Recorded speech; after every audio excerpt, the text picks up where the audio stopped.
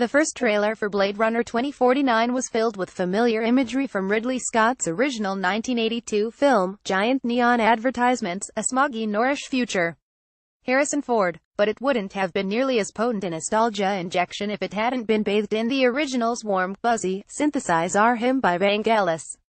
The Greek composer, 74, wasn't asked to score the sequel. That job fell to Hans Zimmer and Benjamin Wallfisch, who co-composed a score with traces of Vangelis for Dunkirk, but he said he would have turned it down regardless.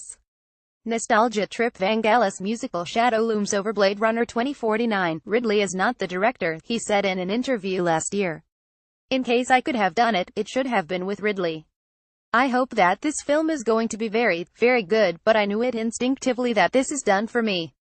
Still, Vangelis' musical shadow looms over the new film. The glacial synth chords that opened the 1982 epic are as iconic as the fiery, dystopian effects they accompanied. The jazz noir love theme is integral to the experience as Scott's visual composition, perhaps even more, according to the director. Fundamentally, in a sentence, I'll say he was the soul of the movie, Scott said.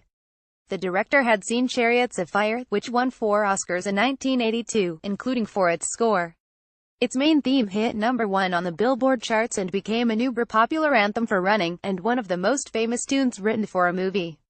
I liked the film, Scott said, but I also loved the music.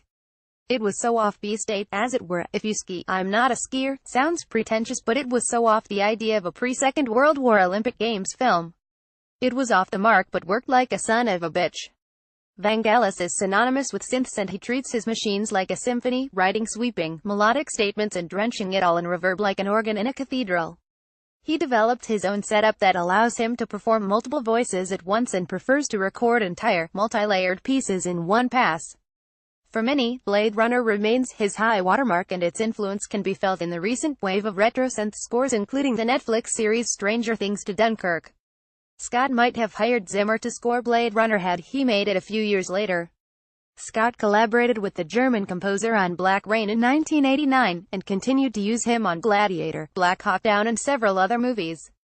Zimmer, 60, was a natural choice for 2049, not only as the reigning king of blockbusters but as a lifelong synth enthusiast whose career and style rode in on the wake of Vangelis. Wallfisch, 38, is a classically trained English protege of Zimmer's and he approached 2049 with the wide-eyed reverence of someone who first saw Blade Runner as a boy on a dodgy VHS tape. So much of the feeling of Blade Runner comes from that Vangelis score, he said. There's an incredible scale to the sonic of his music, which is always overwhelming and very powerful in the way that an orchestra can be, but it's one man performing and there's a sort of singularity of thought.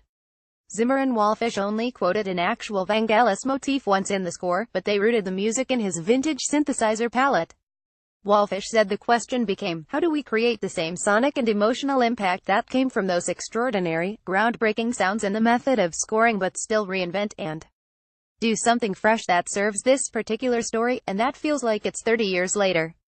Vangelis' dreamy, cosmic score was the sound of the future in 1982. Now it's the sound of nostalgia. He just had this touch of magic, Scott said. I think Vangelis doesn't age, really. That's the trick. It's like a great painting. You can go and look at it every bloody morning and it's still fresh. The Washington Post.